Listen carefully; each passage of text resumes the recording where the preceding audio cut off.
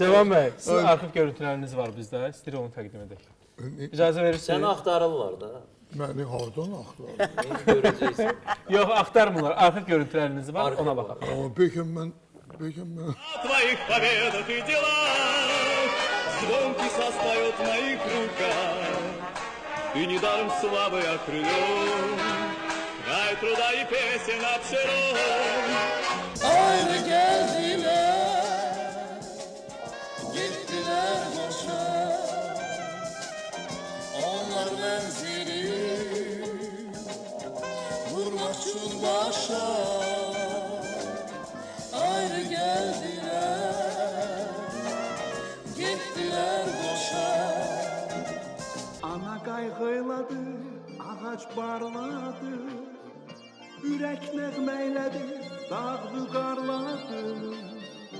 Mən səninləyəm, mən səninləyəm. Günlər sənsizlikdə bezib yorulur. Ayları, illəri çapar əzizim. Təkliyin əlindən məni almısan. Sen hardan biləsən akşam şöləsi. Niye aynaları alovlandırır? Seni bilur gülüşlerin. Bezeydim görüşlerin.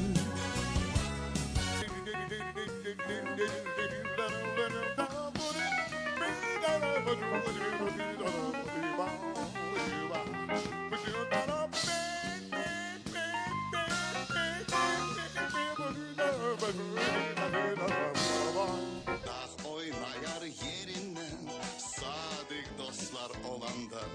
Derde hemdem gezir tenha kalanda. Her taşına kurbanam, Bakılıyam mən. Anam senin oğlunam, Bakılıyam mən. We're fallen leaves raised by my window.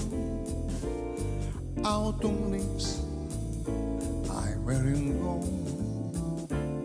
We're fallen leaves raised by my window. En yakın komşum oldu bu dünyada. Ayrı ayrı doğuldu bu dünyada. Takır gelip bir oldu bu dünyada. İnşallah seni Allah sizə can sağlığı versin Cavan bəy. Kövrəlməyin. Neyniyim aşım, mən qulaq asıram bir ləzzət alıram bir tərəfli. O buru tərəfli. Sevinç gözyaşları Haçan o dolar. olmuşdu, neçə il olmuşdu. Hələ biz oxuyurduk, neçə il yenə də otururuq bir yerdə. Bu əsas odur ki, mən çox Zövq alırsınız. təşəkkürü bildim.